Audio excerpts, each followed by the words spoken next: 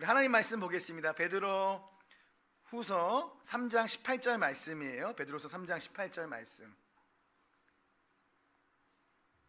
베드로서 3장 18절 말씀 우리 한 목소리로 읽도록 하겠습니다. 시작.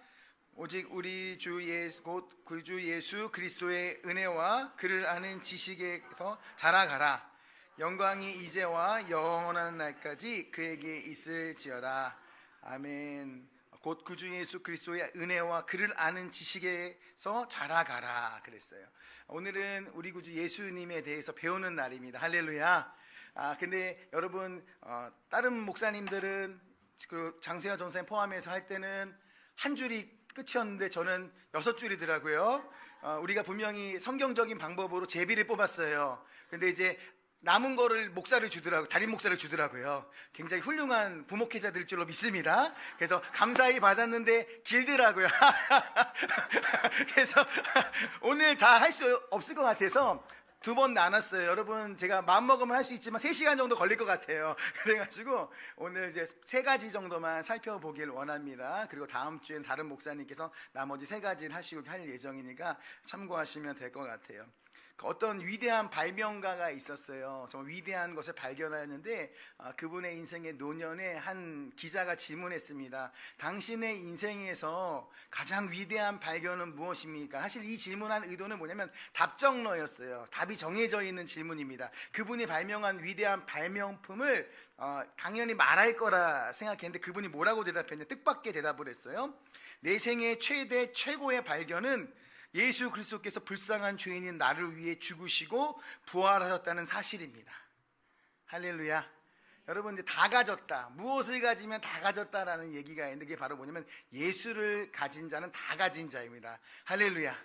여러분 하나님께서 성령께서 역사해 주셔서 여러분의 뜻과 의지가 아닌 하나님의 은혜로 말미암아 여러분이 예수를 믿는 그 믿음으로 이 자리에 있는 줄로 믿습니다. 한 명도 우연히 없으시게 온 줄로 믿습니다. 사실은 이제 가장 중요한 게 뭐냐면, 저는 가장 관심 있는 게 뭐냐면 이 자리에 몇 명 앉아 있는 게 중요한 게 아니라 진짜 예배자가 몇 명인지, 그리고 진짜 예수님을 믿는 자 몇 명인지 항상 궁금한 사람이었어요. 안산동산교회 있을 때도 청년부를 했을 때도 2,000명의 청년들이 막 점프 뛰면서 예배했지만 그 중에 정말 예수 믿는 진짜 그리스도의 제자가 몇 명이냐가 제일 궁금했었어요. 사실은 그랬어요. 제가 이제 첫 번째 사역지가 마석 가구공단에 있었어요.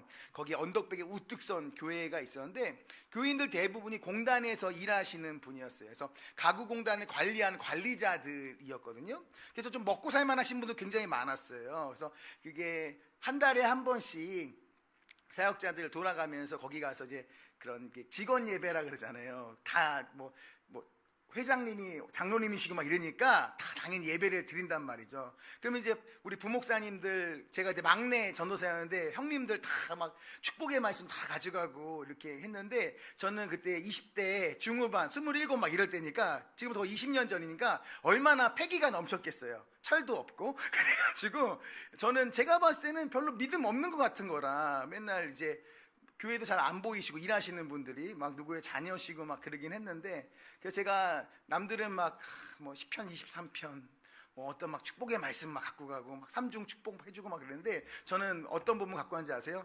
부자와 나사로. 그래가지고 막 천국과 지옥 속에 확 하고 그냥, 여러분 아무리 여기서 여러분 돈 잘 벌고 잘 먹고 잘 살아도 예수 안 믿으면 다 지옥 간다, 딱 그러고 왔어요. 잘했어요 못했어요?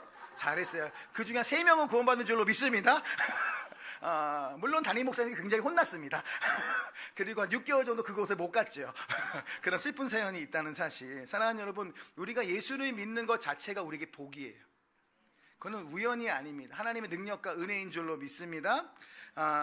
신학자인 오스카 콜만이 이런 얘기를 합니다. 기독교의 신앙의 출발점과 중심점은 그리스도시다. 참고로 오늘 사도신경의 강해는 알리스터 맥그레스와 제임스 패커의 그 사도신경을 참고해서 만들었어요. 이제 자, 인용부 이렇게 찍고 시작하겠습니다. 다 제 게 아니라 이제 그런 여러 가지 책들을 참고해서 만들었으면 말씀드리고, 왜 그러냐, 왜 출발점과 중심점이 그리스도냐, 왜냐하면 예수님을 통하여 하나님을 알게 돼요. 할렐루야.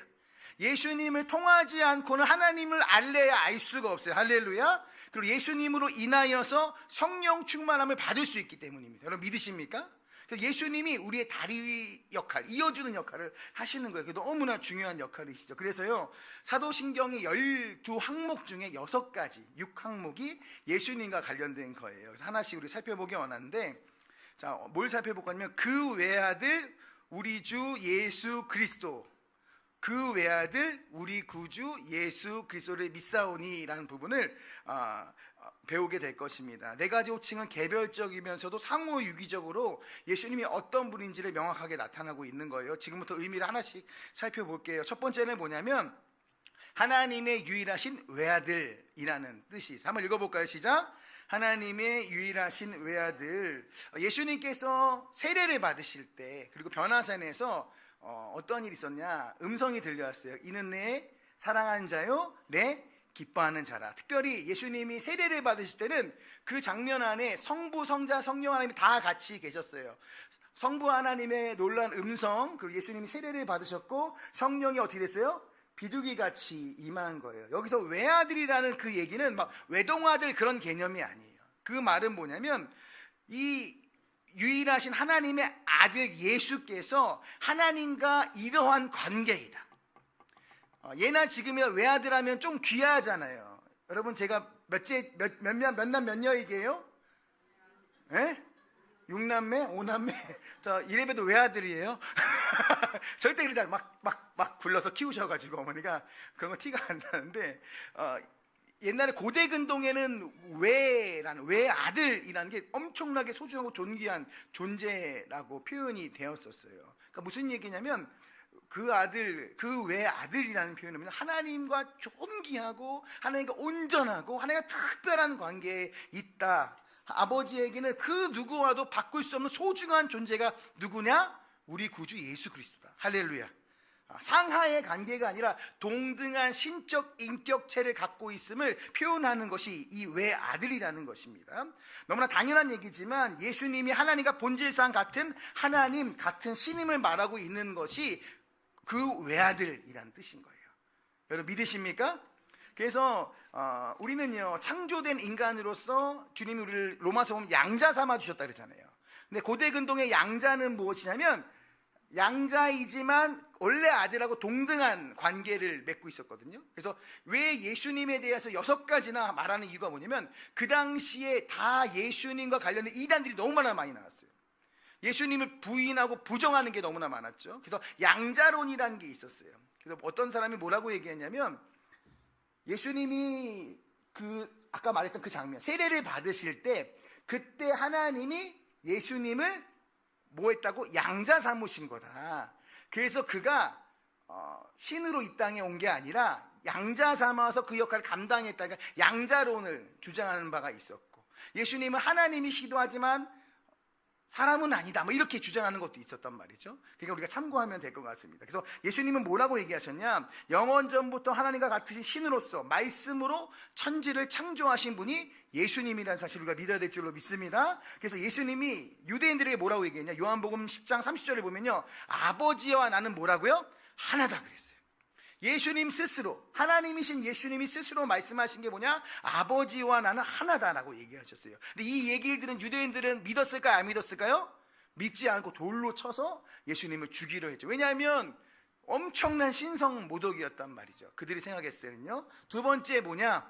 주님으로 믿습니다요. 두 번째, 주님으로 믿습니다. 우리 한번 요한복음 1장 14절 말씀 함께 읽겠습니다. 시작.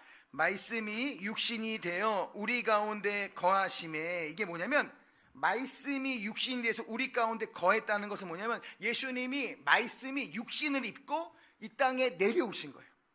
이게 인카네이션, 성육신이라는 거예요. 말씀이 육신을 입어서 이 땅에 내려왔다. 주라는 것은 뭐냐면 예수님이 성자 하나님이라는 뜻인 거예요. 너무나 당연한 것이죠. 그리고 그 아들 우리 주를 믿는다는 것은 뭐냐면 예수님이 우리 주라는 거예요.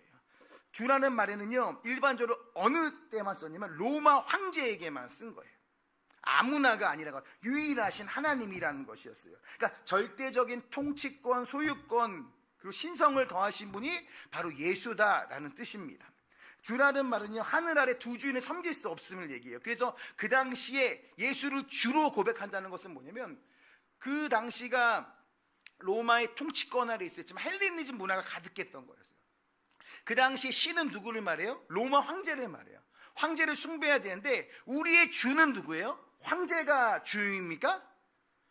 우리 예수가 주잖아요. 그 예수를 주라고 고백한 자는 다 어떻게 된 거예요? 죽임을 당하는 거예요. 왜? 로마 황제를 믿지 않고 그들을 믿었기 때문에 주라는 고백에 뭐가 담겼냐? 나는 오직 예수님만 믿고 예수님만 따르겠습니다라는 고백이 담긴 거예요. 목숨을 건 신앙이 그 안에 있었다라는 것이죠. 동시에 두 주인을 섬길 수 없다는 것은 뭐냐면 오늘날도 마찬가지인 거예요. 오늘날 여러분은 어떠한 신을 섬기는지 모르겠어요. 그 당시도 양자택일에서 섬긴 자가 많았어요. 머뭇머뭇하는 자가 너무나 많았어요. 예수님을 믿다고 하지만 로마의 문화를 믿고 헬레니즘 문화를 믿는 자가 너무나 많았어요. 걸친 자가 너무 많았다라는 거예요. 근데 우리가 예수를 믿는다는 건 무엇이냐면 유일하신 주 하나님 한 분만 믿는 것을 얘기하는 거예요. 그리고 돌이켜서 무슨 얘기냐면 오늘날도 주님께서 나의 주인 되신다는 얘기예요. 정말 내가 예수를 주인으로 모시고 주인으로 믿고 주님이 나의 주인으로 모든 것을 주권을 이양해서 예수를 믿냐 이 말을 하고 있는 거예요. 우리 주님을 믿는다는 그 고백에는요, 주님이 나의 주인이시다는 고백이 있는 거예요. 사랑하는 여러분, 주님이 여러분의 주인 되십니까? 사랑하는 여러분, 주님께서 여러분 주인 되시길 축복합니다. 주인이란 것은 내 뜻이 아닌 그분의 뜻에 따라 사는 것이, 내 욕망과 내 정욕과 내 뜻이 아닌 하나님이 원하시는 삶을 사는 것을 얘기하는 거예요. 여러분, 예수를 믿는다는 것은 쉽지 않습니다. 따라할까요? 예수를 믿는다는 것은 대가 지불을 한다는 것이다. 세상을 거스르는 거예요. 예수를 믿는다는 것은 세상을 거스르는 거예요. 여러분, 지금 예수 믿는 것, 예수님이 따라가는 것 쉬워 보이죠? 쉽지 않은 거예요. 세상에 봤을 때 너무나 바보 같은 거예요. 그러니까 예수 믿는다는 것이 세상의 눈에서는 어리석은 거죠. 하지만 그 어리석은 방법을 통해서 하나님은 우리를 구원하셨어요. 할렐루야. 주님만을 온전히 믿고 따르는 저와 여러분 되기를 간절히 소망합니다. 우리가 주여라는 것을 고백할 때는 뭐가 있냐면 내 모든 것, 내 자아를 다 내려놓고 내 모든 자아의 중심성을 다 내려놓고 내 마음의 한 자리, 가장 귀한 그 자리에 주님이 주인으로 오셔서 그분의 명령만 따라서 그분의 원하시는 길로 내가 간다라는 고백이 있는 거예요. 그러니까 그 고백이 위대한 고백이죠. 그리고 여러분, 무섭죠? 무서우면 안 되는 거예요. 그 고백이 담겨야 되는 거예요. 옛날에 우리의 신앙의 선배들은 그 고백을 하고 죽임을 당했어요. 옛날 우리 신앙의 선배들은 그 고백을 하고 핍박을 받은 겁니다. 여러분, 그 은혜가 있게 되시길 축복합니다. 세 번째 뭐냐? 예수를 믿습니다예요. 예수는요, 하나님께서 직접 붙여주신 이름이에요. 그 뜻이 뭐냐면, 한번 우리 마태복음 1장 21절 보면 뭐라고 하냐면, 아들을 낳으리니 이름을 예수라 하라. 이는 그가 자기 백성을 그들의 죄에 의해서 구원할 자이다 라는 것이에요. 그 예수란 이름의 뜻은 뭐냐면, 한번 읽어볼까요? 시작. 그분이 인류의 죄를 속량해 주시는 구원자라는 의미를 담고, 한번 읽어보겠습니다. 시작. 그분이 인류의 죄를 속량해 주시는 구원자라는 의미를 담고 있는 것입니다. 근데 그 당시 예수의 이름이 굉장히 흔했어요. 예수라는 이름이 굉장히 흔했단 말이에요. 근데 하나님이 왜 흔한 예수라는 이름을 당신의 아들에게 붙여주셨을까요? 예수라는 이름은 여호와는 구원이시다라는 뜻도 있는 것이에요. 근데 그들이 꿈꾸는 구원이 따로 있었어요. 그들이 꿈꾸는 구원은 무엇일까요? 그들을 속하고 박해하고 있는 로마의 압제로부터 그들을 구원할 예수를 찾고 있었어요.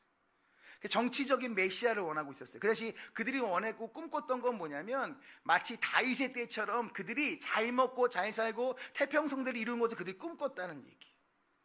사랑하는 여러분, 우리가 꿈꾸는 예수는 뭔지 모르겠어요. 여러분, 우리가 뭘 알아야 되냐면, 세상이 원하는 방식과 내가 원하는 방식, 내가 원하는 방식과 하나님이 원하는 우리의 구원이 다를 수가 있어요. 왜 나만 겪는 고난이냐고, 왜 나한테 어떻게 이럴 수 있느냐는 고난이 우리에게 찾아올 수 있는 거예요. 왜 내가 이런 고통과 아픔 가운데 있는지, 내 앞이 보이지 않는 고통 가운데 우리가 있을 수도 있어요. 하지만 진짜 예수를 믿는 자는 하나님의 신뢰함으로 말미암아 그 영광을 바라보게 될 줄로 믿습니다. 몇천 년 동안 메시아만 기다렸어요. 그가 메시아가 오면 우리를 고통에서 건져주실 거야. 그를 구원해 주실 거야. 그런 꿈꾸고 있었다니까요. 그래서 그들이 꿈꿨던 건 뭐냐면 예수님이 왕의 자리에 오고 예수님을 따르던 자들도 다 장관이 되고 자기를 핍박했던 로마 군인들은 다 그들의 노예가 될 거라 착각했어요. 그걸 꿈꿨어요. 하지만 하나님은 어떤 방법으로 쓰셨죠? 핍박받고 고난받는 죽어가는 어린 양 예수의 방법으로 구원하고자 한 거예요. 예수를 믿는다는 것은 세상을 거스르는 거예요. 사랑하는 여러분, 여러분이 예수를 믿고 따르지만 여러분이 꿈꾸는 방법과 하나님의 방법이 다를 수 있음을 믿으시기 위해서 축복합니다. 근데 누가 옳은 거예요? 믿음이란 뭐예요? 내 뜻과 다를지라도 하나님이 옳으시다고 말하는 게 믿음일 줄로 믿습니다. 여러분, 그는 선하세요. 그분은 인자하세요. 그는 자비로우세요. 그는 우리 그 누구보다 지혜로우세요. 내 뜻뿐만 아니라 내 자녀의 일일지라도 내 직장의 일일지라도 하나님이 가장 선하고 아름다운 길로 이끄시는 줄 믿으시기를 축복합니다. 제가 그때는 몰랐었는데 제가 이제 동산교회에서 어느 직분과 직책을 갖고 있었잖아요. 그때 보니까 그때는 몰랐었는데 제가 김성현 목사님, 담임 목사님과 상의하면서 요 직분에는 요 친구가 어울리고 이 친구가 에이스라고 생각하지만 조금 지나면 여기에 더 좋은 직분이 있어요. 그러면 누가 봐도 이 직분에도 이 친구 할 거라 생각하는데 우리는 이 직분이 자리가 날 거를 알고 있잖아요. 그러니까 요 직분이 날 때 다른 사람을 넣는데 요 직분이 갈 줄 알았던 사람이 조금 어때? 마음이 조금 섭섭해. 자기가 열심히 최선을 다했는데 요 갈 줄 알았는데 그럼 제가 가서 얘기해 줬어요. 더 큰 뜻이 있어. 기다려. 그러니까 못 믿어. 거짓말인 줄 알아. 내 신앙초 우리는 어떤 계획을 하고 있어요? 이 친구를 더 좋은 것들을 맡기려는 준비를 하고 있었어요. 그러니까 하물며 인간인 우리도 너무나 부족한 우리도 더 좋은 것들을 계획하고 섬세하게 계획하는데 하나님 우리의 모든 것을 뛰어넘는 하나님이세요. 할렐루야. 지금 당장 내 눈앞에 여기 안 돼서 섭섭할 수도 있고 괴로울 수도 있고 정말 고통스러울 수도 있지만 하나님은 가장 좋은 것을 우리에게 주실 줄로 믿습니다. 그래서 끝도 없이 하나님의 음성을 들어야 돼요. 하나님을 바라봐야 되는 거예요. 그를 진짜 그리스도로 믿어야 돼요. 나의 구원자, 십자가에 죽어서 자기 몸을 아끼지 않고 죽이시기까지 하나님이 사랑하신 그 하나님께서 가장 선하고 좋은 것으로 위대한 것으로 반드시 우리에게 주실 것이다라는 믿음이 있기를 축복합니다. 하나님 선하신 뜻 안에 우리가 있는 거예요. 사랑하는 여러분, 그래서요 우리가 뭘 알아야 되냐면 하나님은 우리를 죄에서 건지시는 분이에요. 예수를 믿는다는 건 뭐냐면 영원한 구원이 우리에게 있음을 기억하는 거예요. 사랑하는 여러분, 사도 바울이요 다메섹 도성에서 예수 그리스도를 만났어요. 예수를 만나기 이전에는 예수를 믿는 자를 어떻게 했죠? 핍박하고 폭행했어요. 스데반 집사를 죽이는 거에 선봉장이 누구였어요? 사울이었어요. 훗날 바울이 된 사울이었어요.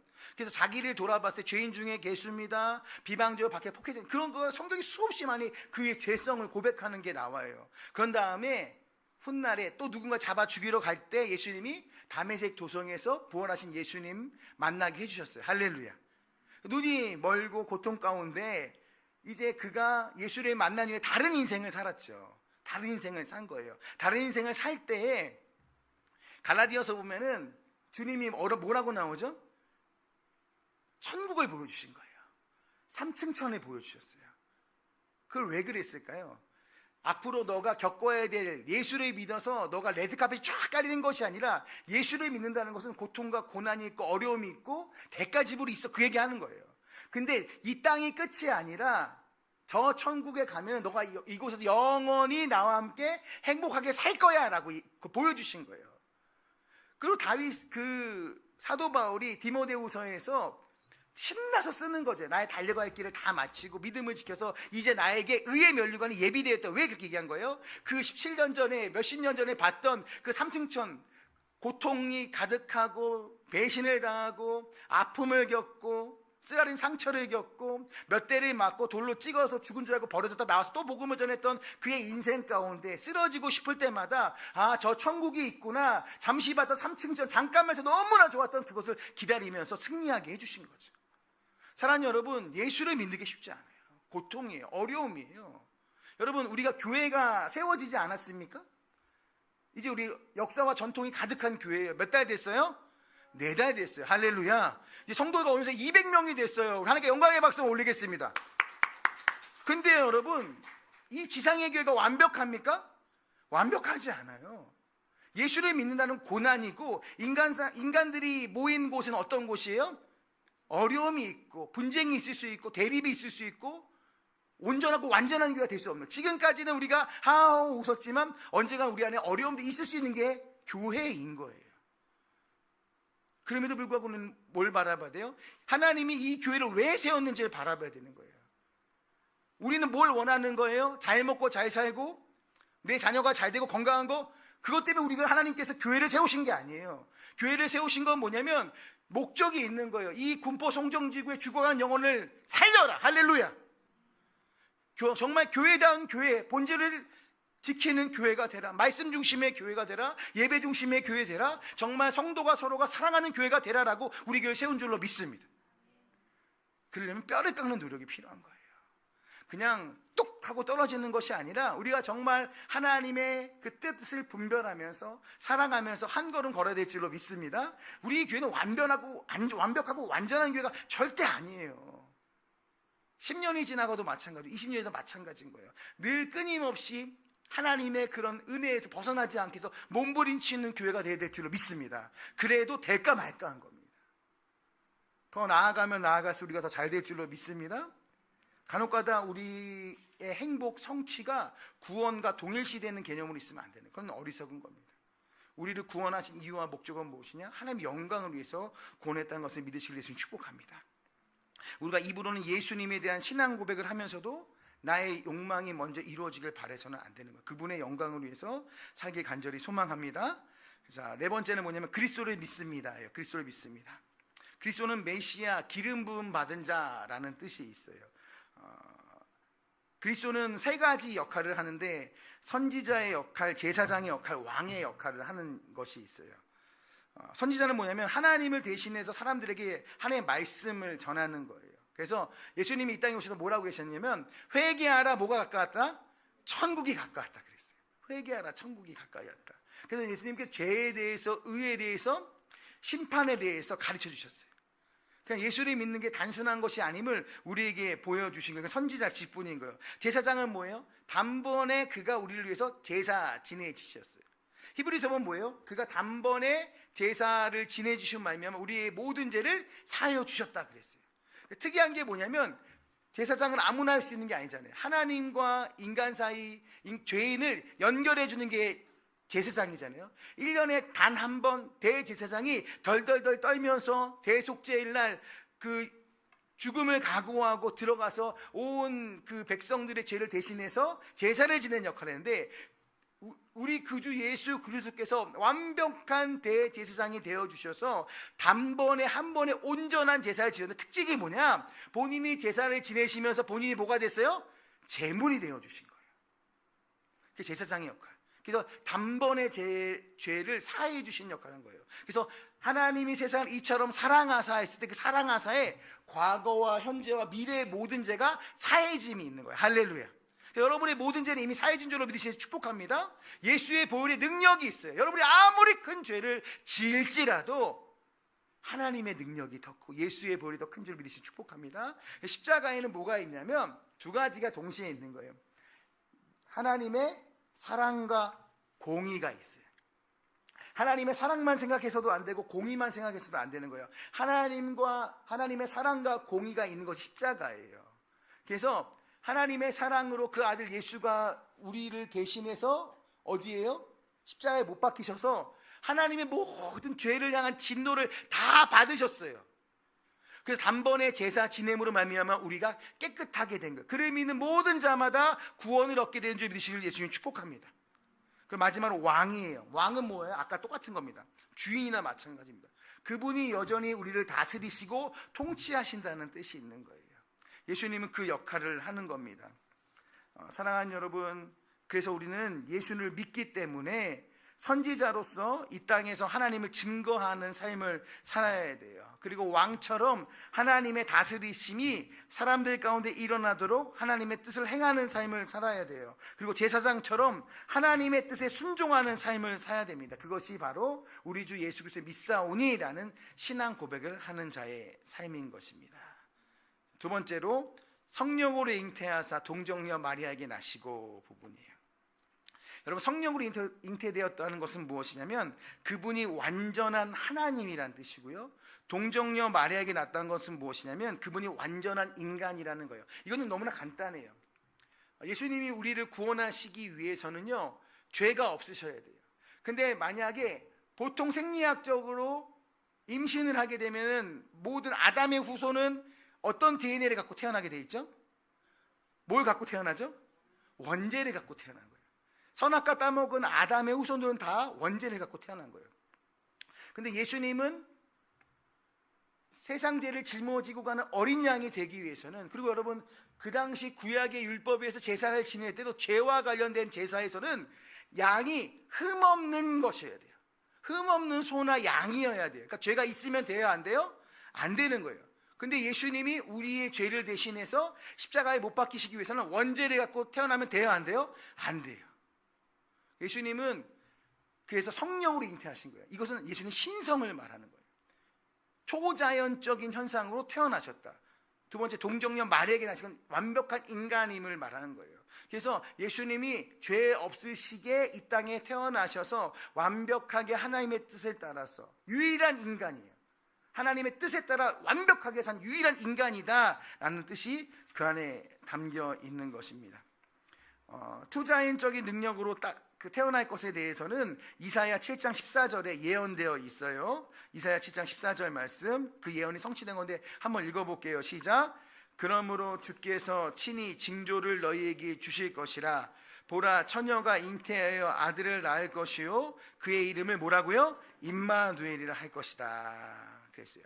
그리고 아담이 선악과 따먹고 에덴 동산에 쫓겨났을 때 했던 최초의 복음이 뭐라고 하면 원시복음이라 그래요. 창세기 3장 15절인데 그 말씀도 한번 지금 같이 한번 읽어보도록 하겠습니다. 시작.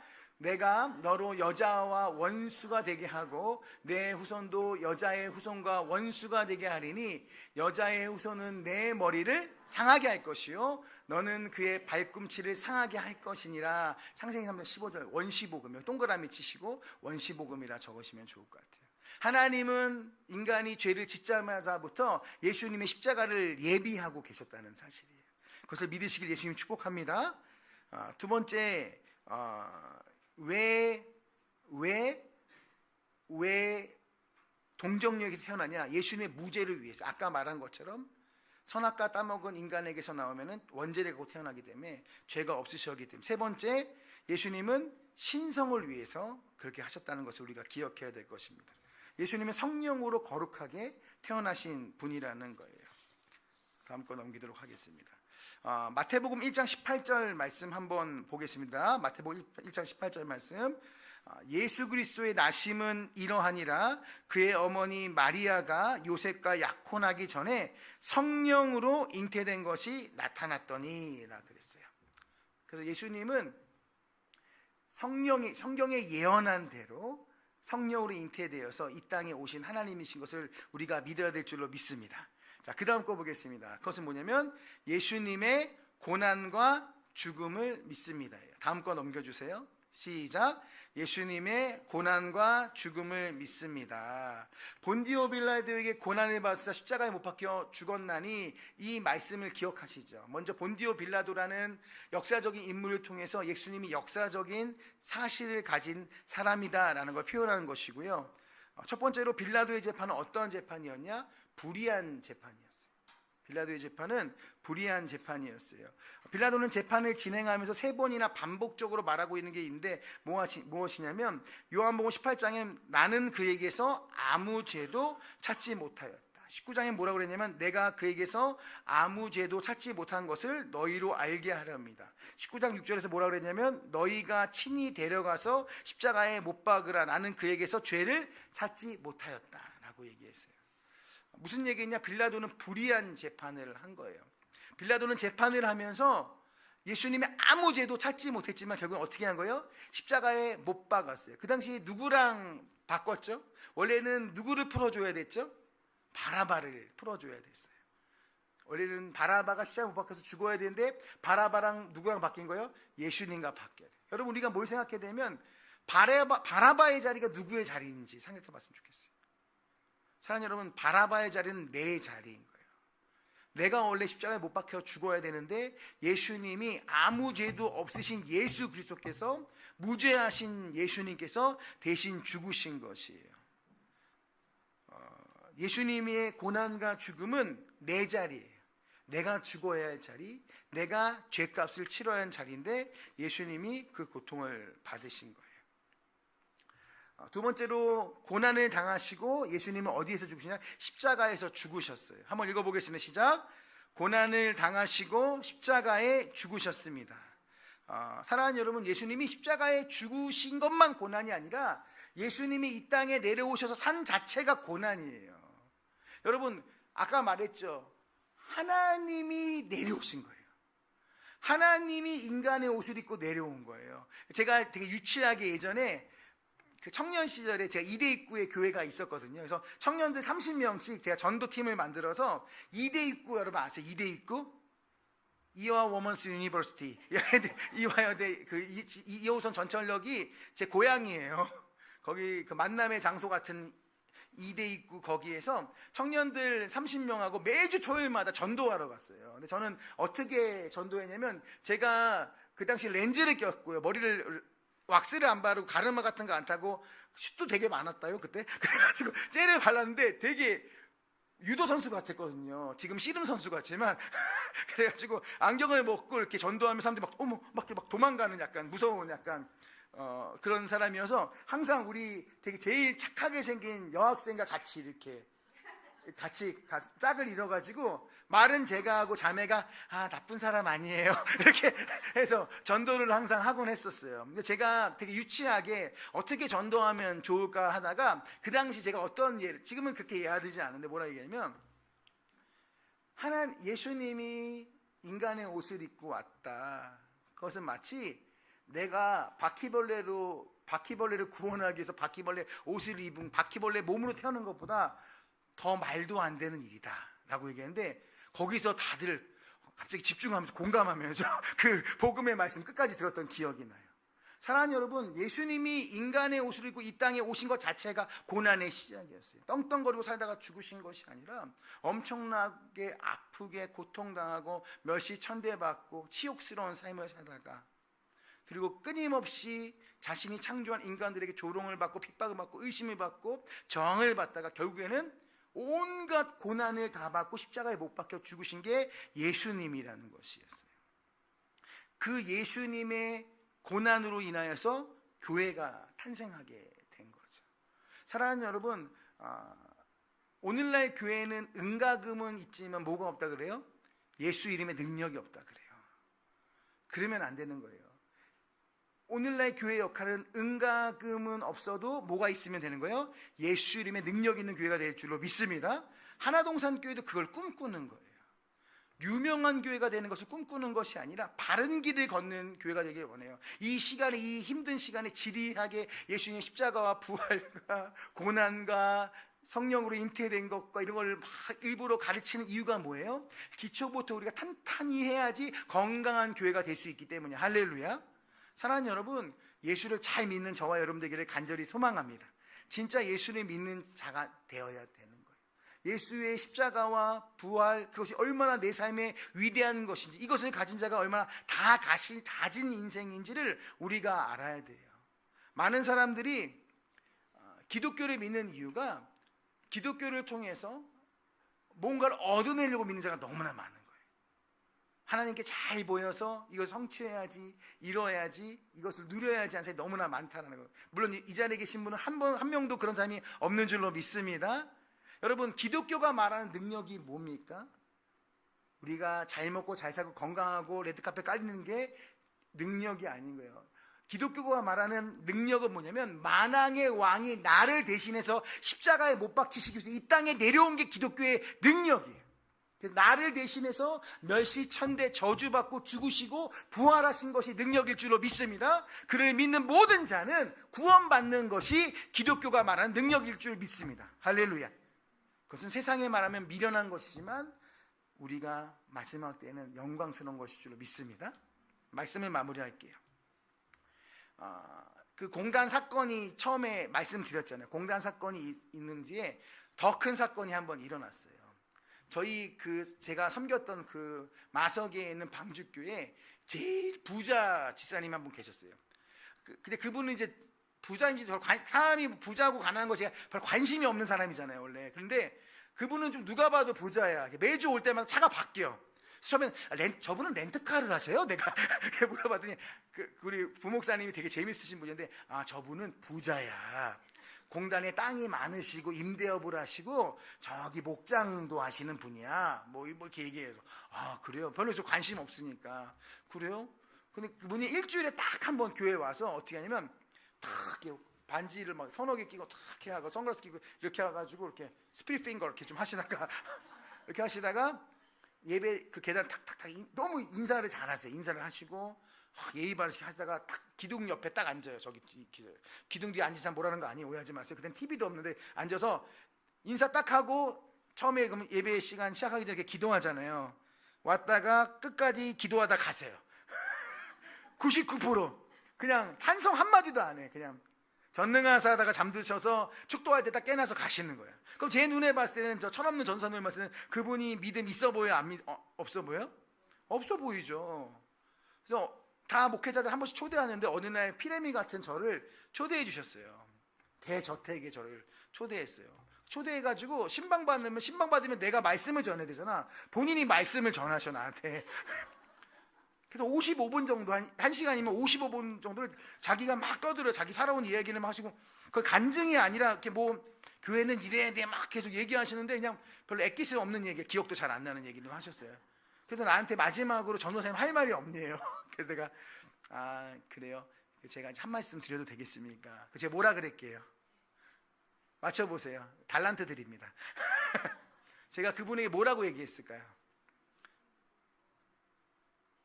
맞아요. 집사님, 제가 외람된 말씀이라 오해하지 않으셨으면 좋겠는데 저는 집사님이 진짜 예수님 믿으시는지 모르겠다고. 그래서 집사님 진짜 예수님 믿고 구원 받으셨으면 좋겠어요. 그렇게 얘기했어요. 할렐루야. 잘했어요? 잘못했어요? 잘했죠. 난 잘했다고 생각했거든요. 근데 그분이 약간 얼굴이 울그락불락그락 되시더라고. 나는 되게 감동받았나? 막 순진하게 막 이렇게 해가지고 이렇게 기도해드리고 왔지. 예. 근데 왔는데 담임 목사님 방으로 좀 오래 나보고. 담임 목사님께서 왜요? 그래서 순진하게 되게 해맑게 20대 김주영이 해맑게 가서 왜요? 그래서 갔단 말이에요. 예. 갔는데 혼났어요. 너 왜 그러면 어떡하냐? 집사님 화가 많이 나셨다. 너 무슨 짓을 한 거냐? 그 집사님이 어떤 사람인지 아냐? 막 그래서 집사님. 그래서 무슨 말이에요? 아니 예수 믿으라고 했는데 그게 잘못됐습니까? 내가 물어봤어요. 제가 한 번도 담임 목사님 말에 대꾸한 적이 없는 사람이거든요. 예수님 잘 믿으라 그랬다. 그러니까 막 야단을 막 치시는 거예요. 근데 너무 억울했어요. 전도사가 예수 잘 믿으라고 했는데 그게 뭐 잘못된 일이냐고. 그 다시 가서 사과하고 오래 나한테 가서. 그래서 알았다고 그래서 가서 너무 죄송하다고. 근데 예수 잘 믿으시라고 제가 했죠. 그 다음에는 담임 목사님 또 부르시는데 그 뒤에 얘기는 하지 않겠습니다. 사랑하는 여러분, 한 말씀만 드릴게요. 예수를 가진 자는 다 가진 거예요. 예수님은 살아계실 분이십니다. 우리가 예수를 믿는다는 것은 그분께 모든 것을 맡긴다는 거예요. 그가 주예요. 우리 구주예요. 그가 우리 인생의 주인이시고 왕이고 선지자시고 우리 제사장이시고 그로 말미암아 우리가 이 자리에 있을 수 있는 거예요. 우리는 우리 구주 예수 그리스도를 믿는 것이고 그의 신성과 인성을 믿고 그가 나를 위해 고난받으신 것을 믿고 나를 위해서 모든 죄를 짊어지시고 하나님의 진노를 다 받으신 것을 믿습니다. 여러분 진짜 믿으십니까?